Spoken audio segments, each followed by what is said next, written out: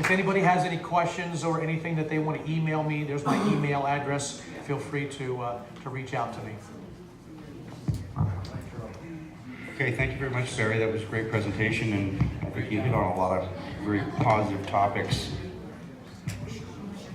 One of the things that I heard was marijuana was made illegal because the hemp plant was so versatile it threatened all these other industries. Is that something that you know of as well? Marijuana became illegal because the hemp plant was so versatile it threatened like the plastics industry and traditional textiles. Many different industries. So when you study the history of the legalization of lack of thereof of marijuana, it really wasn't So mine is anything after with this? Euphoria. Just go this way. So we're back to Dr. Haas. He's going to finish up his nitro medicine Okay. conversation.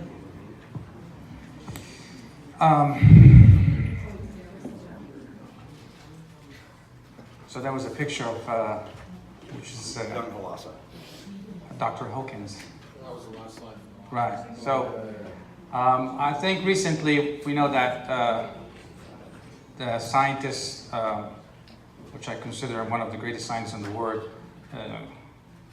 Stephen Hawkins, passed away, and he was suffering from motor neuron disease, ALS. And I have a patient also I'm managing with ALS, and I'm using the methodology of nitro medicine or restoring the nitroredox balance because ALS is an oxidative stress-related disease. We're going to study the pathology of it and then come up with the right management for ALS. And even the big pharma products is actually a nitroredox modulator. We're going to discuss that as well.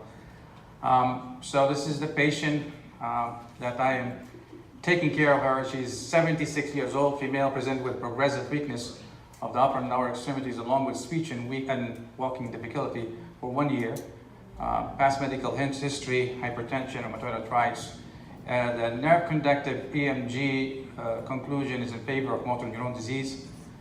Brain MRI revealed multiple gliatic changes and no other significant changes. And basically, motor neuron disease being diagnosed based on the exclusion of all other neurological diseases. There's really not specific diagnostic test reliable to diagnose motor neuron disease. Medication, ridazole 50 milligram PO, BID, aspirin 75 milligram once a day, and acetylcysteine 600 milligram BID, amlodipine 10 milligram PO once a day, and daily vitamin B12. That's the new kind of thing that we are putting, which is vitamin B12 injection, high dose, 10 milligram IM injection, because it works the same like the ridazole in terms of inhibiting, or that they consider anti-glutamic medication. And we're going to see that when we discuss the pathophysiology of ALS. Clinical impression, the patient history and physical exam, EMG nerve conductive study, MRI results are consistent with motor neuron disease. So what is motor neuron disease? Amyotrophic lateral sclerosis is adult onset neurological disorder with high selectivity in the degeneration of the upper and lower motor neurons, which lead to progression or progressive paralysis of voluntary muscles, leading to death, typically between 2 to 5 years of disease. We know that Hawkins did survive almost 25 years, so there's variance in the ALS. It's not all the same. Although most cases fall under sporadic, 10% of cases are inherited and known as familiar ALS. Oxidative stress play an important role in degeneration of the motor neuron ALS. And I use oxidative stress over inflammation for many reasons. I consider oxidative stress is the big umbrella. Under that, you have inflammatory diseases, and then you have degenerative diseases, and you have autoimmune diseases. But the top umbrella, it's oxidative stress. Because you can, in motor neuron diseases, it starts with oxidative stress, and then you have the inflammatory, which is triggered by the oxidative stress, but it's not the opposite. And that's why we call it degenerative diseases. We don't call it inflammatory diseases for ALS. So disruption in the physiological maintenance of the redox potential in neuron-induced apoptotic genes. Dysfunction in multiple cellular mechanisms is linked to ALS pathology. Many of these events are linked to redox dysregulation, including mutant of SOD, which is superoxide dismutase, protein misfolding, aggregation, excitotoxicity or neuroexcitotoxicity, mitochondrial dysfunction, impaired axonal transport and neurofilament aggregation, at autophagic stress and endoplasmic reticulum stress. To develop effective therapeutic approach against ALS, it is important to identify the mechanism underlying the initial pathological events. Given the role of oxidative stress in ALS, targeted antioxidant treatment could be a promising therapeutic approach. However, the complex nature of ALS and failure of monotherapy suggests that antioxidant therapy should be accompanied by other nitroredox modulations, multi-therapeutic interventions to enhance the restoration of nitroredox balance. So, when you manage oxidative stress diseases, it's not enough to just give one drug. The reason I consider oxidative stress diseases as a tire with many holes. You know, when you have tires with many holes and you think that you want to fix that tire, you cannot just plug one hole and leave the others, right? So you need to plug all the leakage of the free radicals. And that's what we're going to explain in the coming slide, that ALS is oxidative stress-related disease, but the free radical generators are from many sources. And all those sources has to be managed. And so, let's start with superoxide dismutase. Mutation in superoxide dismutase could be the familiar causes of ALS, one of the genetic errors. And what happened, what is superoxide dismutase? It is an antioxidant enzyme that convert the superoxide into hydrogen peroxide. And then hydrogen peroxide, the catalase will convert into water. Superoxide dismutase, when it's mutant, it becomes a free radical generator. So superoxide dismutase, normally it is antioxidant enzyme. But when it is mutated, it becomes free radical generator. It generates free radicals. So it will convert the superoxide into free radical, which is hydroxide radicals. And that causes or initiate the vicious circle of the whole damage in the motor neuron disease, including stimulation of the apoptotic genes.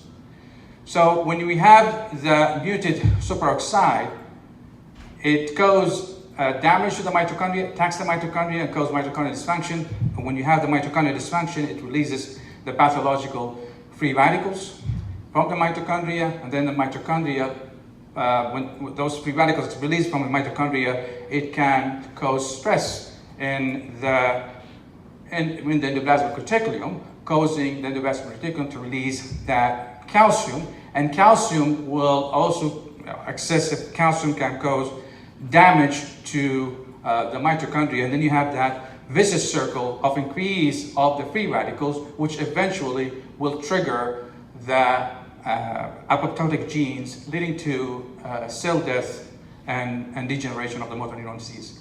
In addition to that, those free radicals that's being generated, it can also cause protein aggregation, misfolding of the microfilaments or microtubule, the dynesin, the kinesin, which are responsible to transport the synaptic vesicles to the terminal ends, and it can lead to regressive neuroplasticity and degeneration, ultimate degeneration of those neurons. In addition to that, the superoxide dismutase, when the cell die, they will be released out, will be picked up by the microglia, and microglia itself will contain this mutated superoxide dismutase, which will be the source of the free radical. It will irritate the glia cells, and those glia cells, when they've been irritated, they become gliosis, inflammation, right? And they start secreting pro-inflammatory cytokines, free radicals, that will lead to further damage to the motor neurons. So if you see here that the mechanism of action, of damage or pathophysiology of ALS is nitroredox imbalance, is increase in the pathological free radicals that cause vicious circle and damaging the components of the motor neuron diseases and stress upon those motor neuron diseases. So when we manage the motor neuron diseases, it's not enough to just give one drug. And the common drug that we're using is the riluzole because it is anti-glutamic drug. And how it works, because we will see that those free radicals that's being generated, it can lead to the opening of the NMDA receptors and lead to excessive influx of calcium, which can be toxic to the motor neurons, and they can stress the mitochondria, leading to even release of the cytochrome oxidase, which can trigger the apoptotic genes and causing that apoptosis and cell death. So it's a vicious circle caused by, start with superoxide dismutase, but it ends up triggering all those free radical generators. In addition to that, the free radicals can cause release of the irons from the heme and non-heme protein, and the iron is very toxic because it generate or it convert the hydrogen peroxide into very vicious free radical, which is superoxide radicals. So how we manage motor neuron diseases, we can start giving anti-glutamic agents, which will help to inhibit the glutamate receptors, which will prevent the excessive calcium influx. And we know the calcium influx excessive can cause stimulation of NOX enzyme, and NOX enzyme generate excessive free radicals, which cause stimulation of the apoptotic genes. In addition to the calcium cause stress in the mitochondria, which can cause mitochondrial dysfunction. So one of the mechanisms is to block the glutamate receptors using anti-glutamic agents, riluzole. And so riluzole as an anti-glutamic agent, it is in fact a nitroredox buffer. Why? Because when you inhibit the calcium channels, you decrease the calcium influx, you decrease the stimulation of NOX enzyme, which is responsible for generation of pathological free radicals, and also you prevent the mitochondrial stress, and you prevent the leakage of the free radicals from the mitochondria. So we use riluzole, but also you can use methylcobalamin. That's why I recommend injecting the patients with high dose of methylcobalamin, 10 milligram, maybe even up to 25 intramuscular or intravenous. Methylcobalamin works as an anti-glutamic. We can use curcumin as well, memantine, alarginine, ceftriaxone, toprimate, gabapentin, but try to start with the drug or the supplement first and then move on to the big pharma product, just because to avoid the side effects of those big pharma products. Also, we can manage motor neuron disease directly with free radical scavengers, Radicava. Have you heard about Radicava? It's a free radical scavenger, so that buffer the redox. And I think that's why I'm saying that the big pharma products in managing motor neuron disease is basically buffering the redox to decrease the free radical generation, which is the core pathology of the motor neuron disease. So Radicava is free radical scavenger. It's an FDA approved. Vitamin E is a free radical scavenger. QQ10 is good because it helps to improve the mitochondrial function. So it helps to buffer the redox. Polyphenols, curcumin, EGCG, name it, coffee bean extracts. Vitamin B12, we know vitamin B12 is a very powerful nitroredox modulator. It buffers the redox. Vitamin D stimulates antioxidant genes and antioxidants. Definitely it is redox buffer. Selenium is antioxidant.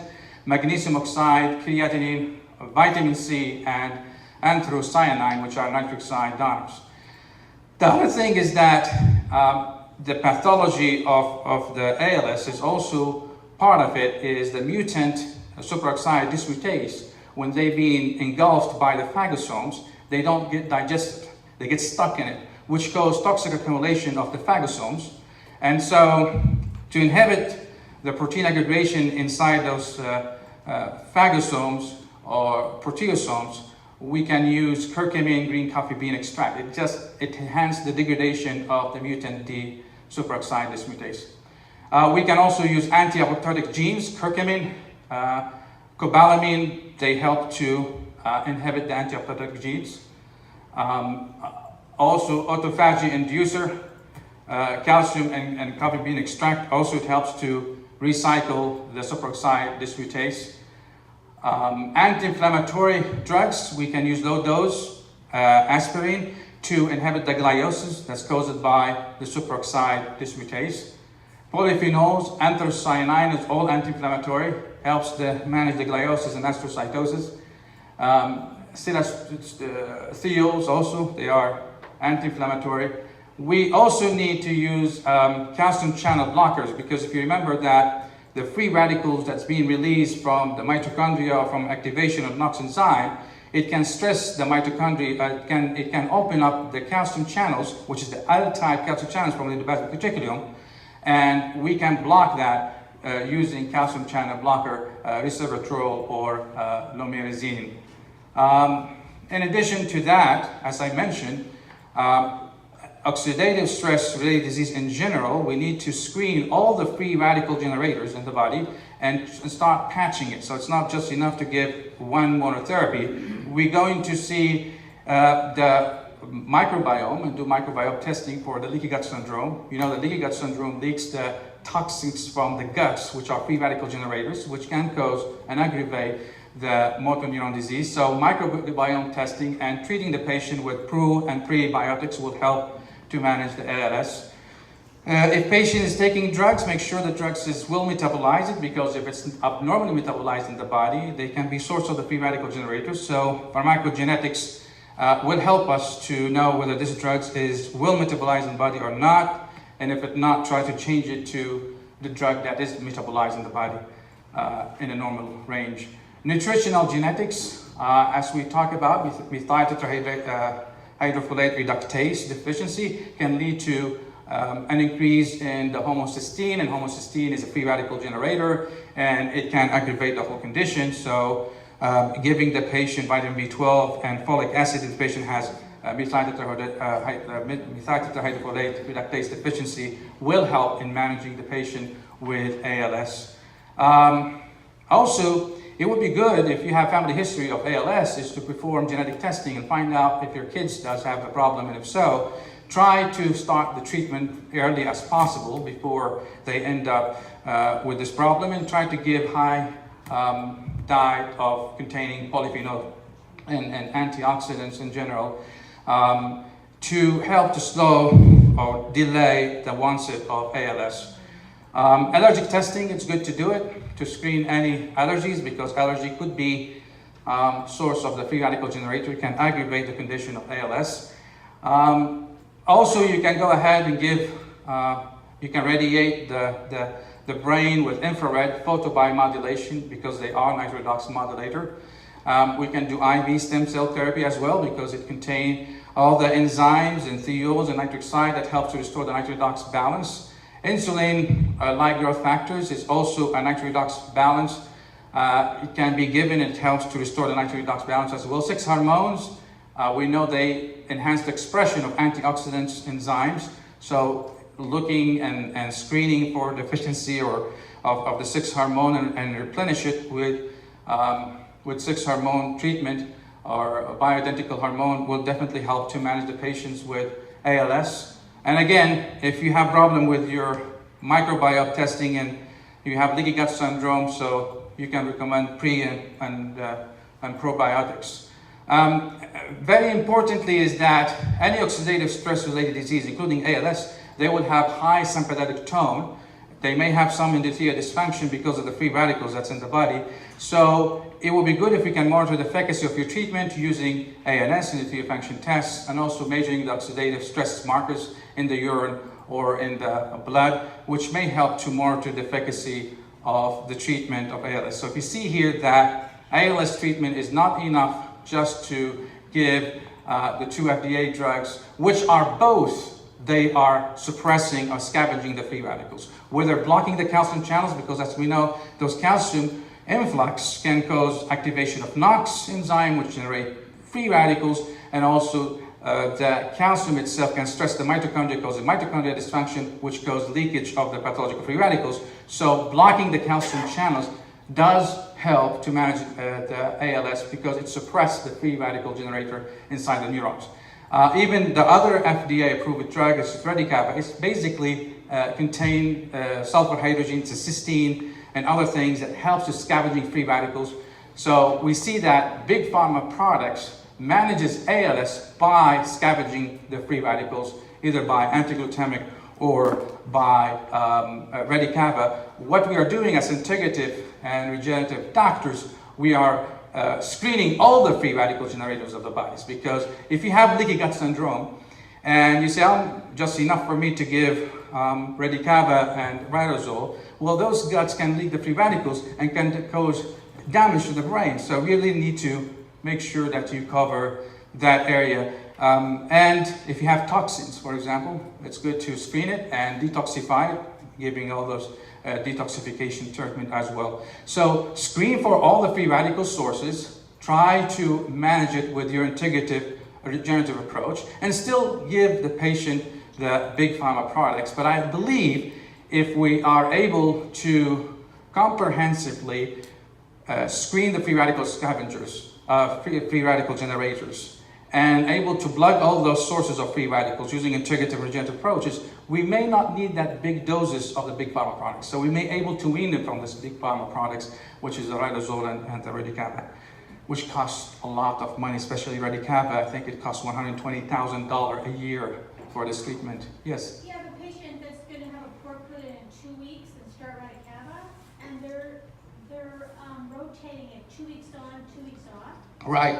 So, in your opinion and experience, do we, during that time, she's also tested positive for Lyme. Right. So I was going to run, do her Radicava and neurologist, I'm going to run Lyme treatment 2 weeks on, Uh-huh. and off weeks of Radicava. Right. In your opinion, should we just run the supplements 24/7, or just do it during the 2 weeks? Where she's No. You can give the supplement all the way.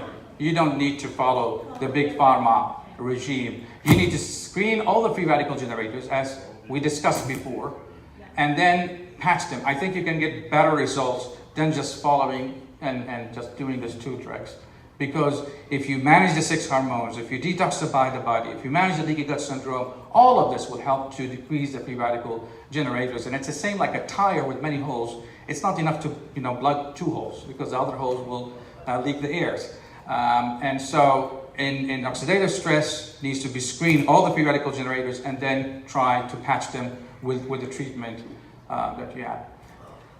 Okay, so what are the premises of nitromedicine? Why we have nitromedicine in the beginning? The premises of nitromedicine come from the fact that as the mainstream doctors, everybody knows about hydrogen potential, right? Right? pH.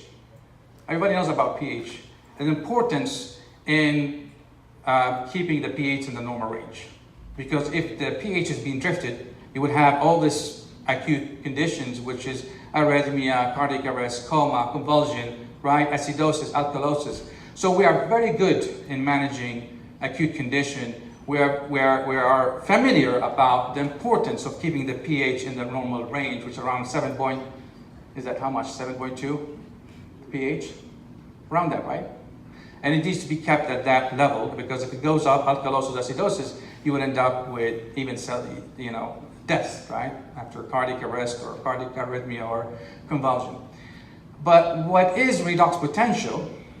It's a different theme or concept or area of medicine. We call it redox medicine. And what's the difference between them is that hydrogen potential, the pH, is the tendency of the substance to attract hydrogen ions, while redox potential is the tendency of the substance to attract electrons. And we find that redox potential involved in the pathophysiology of almost all chronic diseases, or make it the perfect term or statement, it controls almost all oxidative stress related diseases. Oxidative stress related diseases are endless, right? All right? So this is redox potential. That is what I am trying to bring on the table, to shine the light on redox potential as one of a critical factor in controlling oxidative stress related disease, or involvement in oxidative stress. And it's very important to restore the homeostasis of redox potential in order to manage all oxidative stress-related disease. I know this is a new concept for you. It's a new things, but it's already there in researches. It's not yet translated into the mainstream medicine, and that's why I'm here, is trying to shine the light on redox medicine, on nitroredox medicine, because it's very important. And the reason why we are unable to, or we fail to manage chronic disease is because we fail to recognize the critical role of redox potential in controlling almost all pathophysiology of chronic diseases. And so abnormal nitroredox sensitive metabolism leads to chronic kidney condition, oxidative stress-related disease such as degenerative disease, autoimmune, chronic inflammatory disease, and cancers, etc. And we will find out that the redox potential regulate the cellular enzyme, electrical activity, energy flow, gene expression, regulate the cell cycle, cardiac rhythm, circadian rhythm, ANS balance, brain plasticity, insulin sensitivity, vascular endothelial function, immune system, and many more. Right? So let's go ahead and explain how the redox control the cognitive neuroplasticity. Right? That's a new field of medicine, and I don't think when we are in the medical school have any knowledge about this. In other words, this is just something that's around 10 years is being discovered or being published in research. The effect of ROS, which is reactive oxygen species, and on the synaptic plasticity are ambivalent. The production of reactive oxygen species during normal signaling is essential for establishing of plastic changes, while excessive reactive oxygen species production and the consequence of reactive oxygen species accumulation lead to detrimental process that impair the synaptic plasticity, cause cellular injury. Oxidative stress occurs when antioxidant defense cannot balance the production of reactive oxygen species. So the age-dependent decline in synaptic plasticity and memory is closely related to oxidative stress. Reactive oxygen species overproduction is involved in several neurological and psychiatric pathologies, including Parkinson's disease, Alzheimer's disease, ALS, hyperexia, allodynia, phantom pain, depression, and schizophrenia. So let's give an example of understanding how reactive oxygen species, in one side, it's good, right? And other side is bad, right? So in the physiological ROS, it's good. When you have a spark of physiological free radicals, it helps to stimulate antioxidant, it helps to stimulate growth factors, anti-inflammatory cytokines, and it helps to build the memory and the cognitive neuroplasticity. But when it comes into high pathological level, it actually leads to regressive neuroplasticity. It leads to long-term depression of the cognitive neurons and lead to memory loss. So pathological high constant reactive oxygen species is bad because it leads to regressive neuroplasticity. Physiological level, it stimulates the physiological progressive neuroplasticity and the memory. Let's give you an example so we can understand a simple example. My phone number, if you ask me about my phone number, it's already being stored in my brain. So it's 713-291-6123. It's stored in my brain, right? And it's permanent, long term. I have a circuit of neurons in my brain that represent my phone number.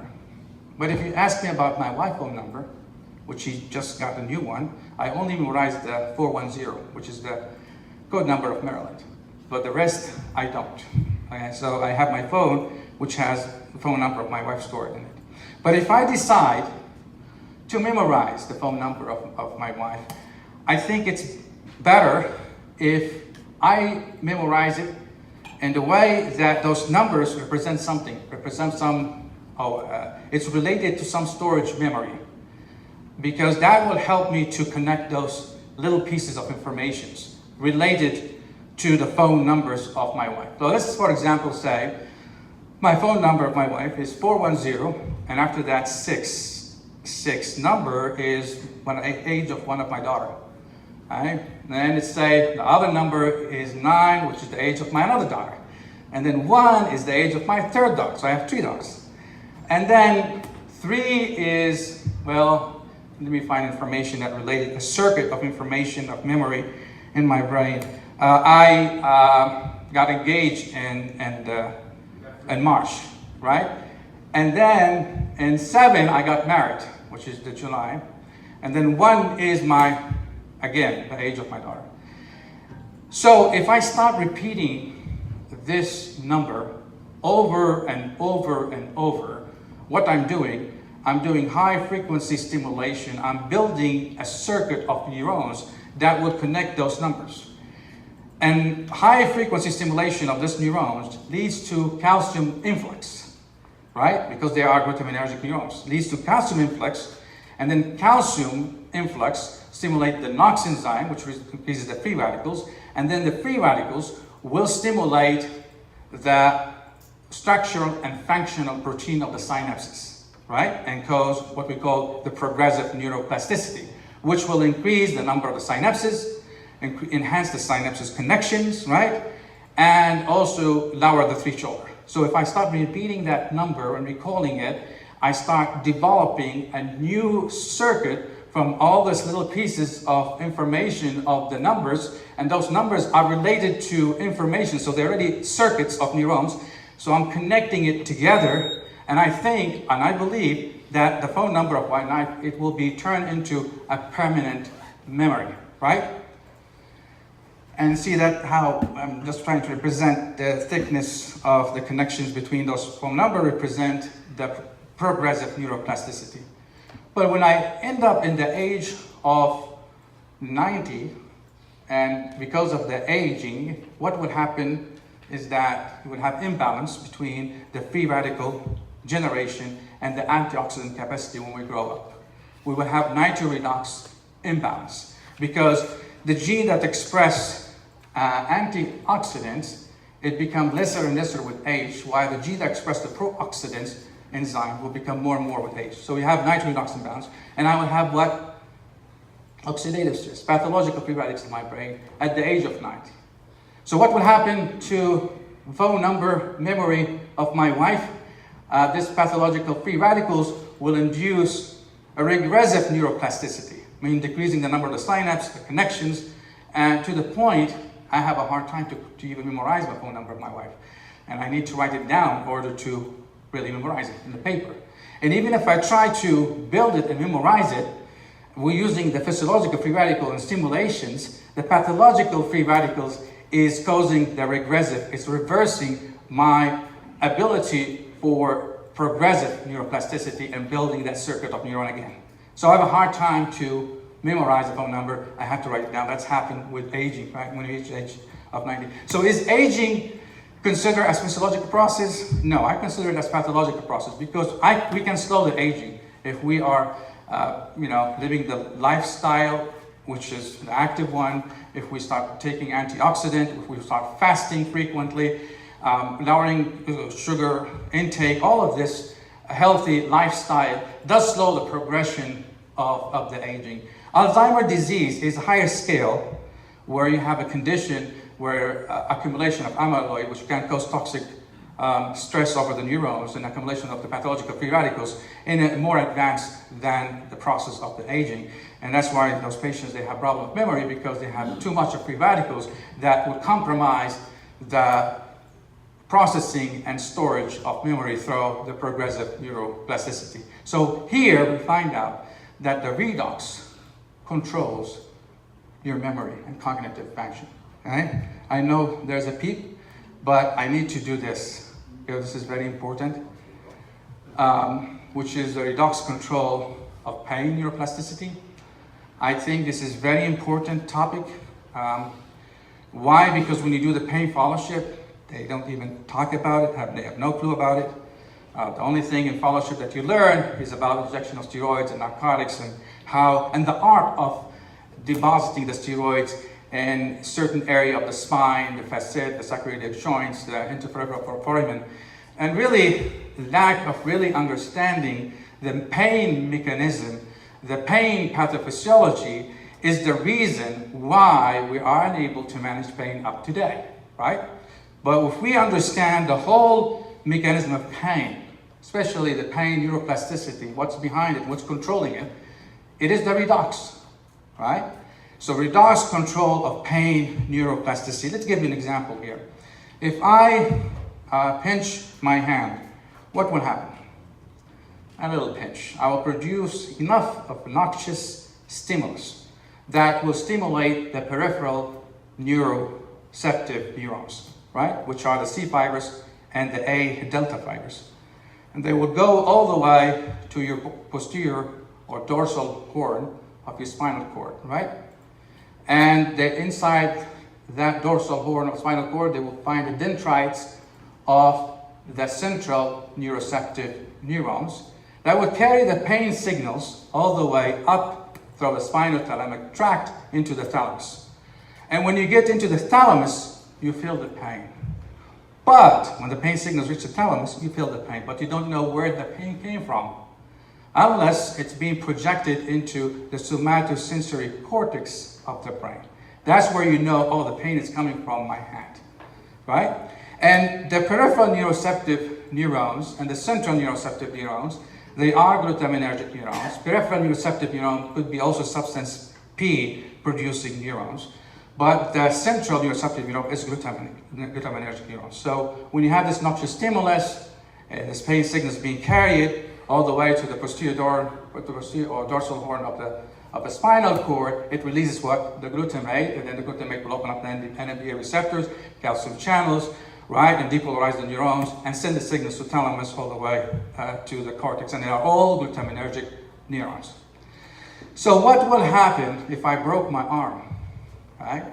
You will have an excessive noxious stimulus that will be carried by the peripheral neuroceptive neurons, the C fibers, the A delta fibers, all the way to the central neuroceptive neuron, but in a massive signals. That's mean massive release of glutamate neurotransmitters. That's mean massive activation of NMDA receptors. That's mean massive influx of calcium channel into the neuroceptive neuron, the central one. So what will happen when you have massive influx of calcium in the central neuroceptive neurons? You will have activation of NOx enzyme, which releases and produces reactive oxygen species. Reactive oxygen species stimulate the kinase enzymes and the cascade of activation of proteins, including it stimulates the structural and functional proteins of the synapses, which leads to increasing the synaptic connection and the conduction and the number of the synapses between the peripheral neuroceptive and the central neuroceptive, right? And also it lowered the threshold of the activation or the synaptic activation, the threshold of the stimulus for the synaptic neurons of the glutaminergic neurons at the lamina 1, lamina 2 of the dorsal horn of the spinal cord. So what will happen? Lowering the threshold will cause what we call the hyperalgesia, the primary hyperalgesia, which means at the site of the fracture, if I just press like this, I feel tenderness, right? That's called primary hyperalgesia. The other thing is that those dendrites of the neuroceptive neurons, they will grow and project and connect with the surrounding axons of the neuroceptive, the peripheral neuroceptive neurons that is not stimulated, that's coming from the area that surrounds the site of the injury. So what will happen is that you will have secondary hyperalgesia, which means if you press around the site of the injuries, not the site, you will feel tenderness, right? All right. The third part, which is allodynia, came from what? Those axons or dendrites of the central neuroceptive neurons, they will project out because of stimulation due to the reactive oxygen species, stimulating the growth and extensions and the number of the synapses. They start projecting to the lamina 3 and 4 and communicate and form synapses with the tactile neurons, the peripheral tactile neurons, right? So that will increase the receptive field. So what would happen if you connect with the tactile neurons of your skin? Even with touch of your arm, you will feel the pain, and that's called allodynia, right? Is it good to have allodynia, hypergesia, primary and secondary? Yes, it's protective because it will stop you from moving your arm so the bone can heal, right? But if my bone got healed, normally that all this hypergesia and allodynia is supposed to be resolved. But in some conditions, in some cases, they don't. And they will continue.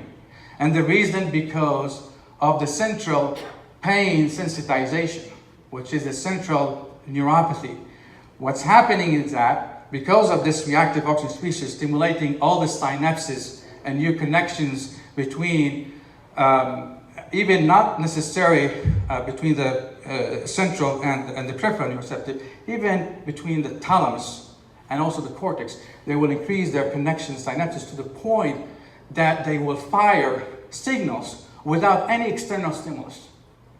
Is that clear? So you will have what we call the central neuropathy, which is pain within. And the patient will say, oh, I have a lot of pain. But his bone, my bone, or myself, for example, as an example, say I fractured my arm and my arm is healed, but I still have the pain. I feel the pain as it's coming from my bone, but my bone is completely healed, right? And so a lot of pain doctors, they think, oh, this is just a person who's trying to fake to get narcotics. But the reality is that, no, this patient, which is me, I have central pain sensitization. I have what we call the central neuropathy, right? Okay, so let's continue the whole story here. It's not just central, there's other factors involved here. Other factors involved here, the central pain sensitization, pain itself, activates sympathetic, right? The pain itself, it activates the sympathetic fibers and causes sympathetic overactivity, and sympathetic release norepinephrine. Norepinephrine activates the NOx, and NOx causes generation of free radicals, and the free radicals cause further shift of the redox into oxidation, which will add to and aggravate the central pain sensitization and neuropathy. Let me go give you another thing. That the free radicals that's being released from the synapses of the central neuropathy, from those synapses, whether it is peripheral or the central thalamus and the cortex on the dorsal horn, they irritate the glia cells and the astrocytes, causing gliosis and astrocytosis, inflammation, and that will cause release of more free radicals, more inflammatory cytokines, and that will add to and aggravate, maintain the central pain sensitization. So there's pain inflammation portion there. Now, the other thing is that there is what we call the analgesic pathway, which is here. They are endorphin neurogenics, right? They are serotonin producing neurons. They are gabapentin, they are glycine, they are all analgesic neurons that inhibit the central sensitization, right? They form synapses with the neuroreceptive neuron synapses, and they release those chemicals, the GABA and glycine and serotonin and norepinephrine, to inhibit the central sensitization, right? What happened is that those free radicals that's been released from the central neuropathy cause depression, long-term depression, regressive neuroplasty of the descending analgesic pathway, which include the opioid, the serotonin producing, the norepinephrine, right? And we know that the CBD is also a portion of the opioid system, right? And so that will add to the central sensitization. So here we go. How we manage central pain sensitization or central neuropathy. Is that enough to give opioids only?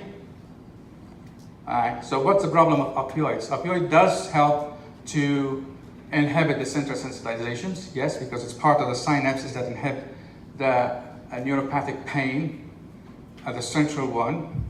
But chronic use of opioid can lead to stimulation of NOx, the mu receptors. When you activate it, it releases the stimulation of NOx enzyme, which generate free radicals, and this free radicals cause farther shift of the redox potential into oxidation and add to the pain sensitization. And that's why we have induction, because the patient needs more narcotic to suppress the neuropathy. But more narcotic causes more shift in the free radicals, more shift in the redox into free radicals, which cause more pain sensitizations. So the patient needs more and more. So that's this reduction. Now the CBD that you're talking about, if they can act like opioid at the same time and have the NOx enzyme as a scavenger of free radicals, or directly scavenging the free radicals, then I don't have the problem with induction, right? So that's what we think that the CBD can work that way. So what about steroid injections? Well, or steroid can help to suppress the gliosis, right? The peripheral inflammation. It does help to inhibit the NOx. It does help to increase the serotonin because you get euphoria from steroids. All of this does help, but it's not an answer because long-term use of steroids, what will happen? You have secondary hypertension, secondary diabetes, atrophy of the bones and muscles, so it's not a good answer, right? Anti-inflammatory drugs. Yeah, you give them anti-inflammatory drugs. What will happen? It can cause GI bleeding, kidney problems, so you cannot use it for long term. Although it can inhibit the inflammation, the gliosis, which is good, but the problem we have is long-term use. So how we can manage pain and the neuroplasticity, the progressive pathological neuroplasticity of the central neuropathy is by restoring the nitroredox balance, okay? And how we can restore nitroredox balance? Detox, polyphenols, managing the leaky gut syndrome, giving 6-hormone, vitamin B12, vitamin D, all the things that we discussed to restore the nitroredox balance, to screen all the pathological free radicals and start patching them, including giving CBD, right? And I'm not against giving the big pharma products, but if we also do the integrative and regenerative approach, the stem cells, the PRP, all of this, we may be able to wean the patients from the narcotics and from the big pharma products. So we don't need that large dose anymore, and possibly we wean them completely and restore the nitro redox balance. The other thing that we have a problem here is this pain central sensitization does stimulate circuit of the memory of the pain and the accident. So when I injured and I end up with trauma, what will happen? This information is stored in amygdala. You know the amygdala center? Right? Amygdala? Right. And there's a circuit there. And that central information or storage or memory, it's feeding into the central sensitizations. Every time you think about the accident of the injury, you start feeling more pain, right? And the pain itself feeds into the amygdala, right?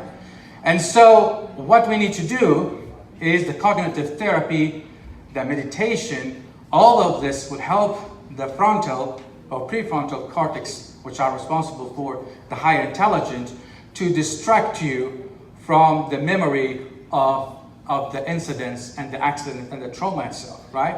And that's through cognitive therapy, the psychotherapy, meditation.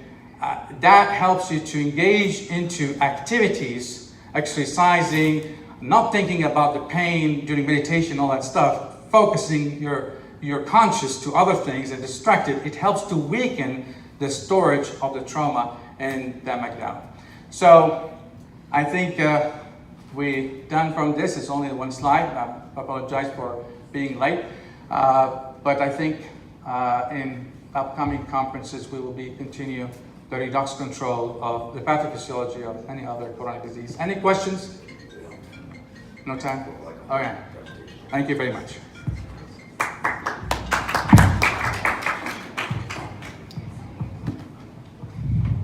Where is Stephanie? Okay, our next presenter is Stephanie Clark, and she'll be talking about neurological issues.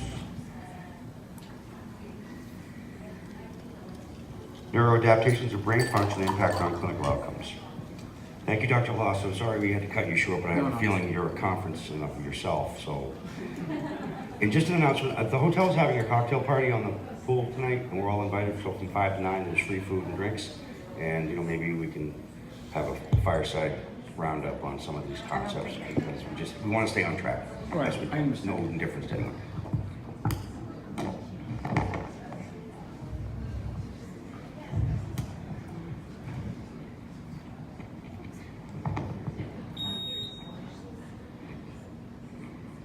Okay, can you guys hear me?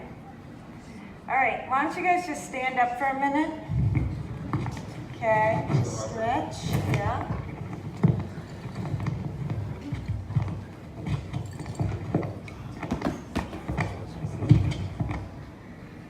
There we go. Okay, stretch a minute. No.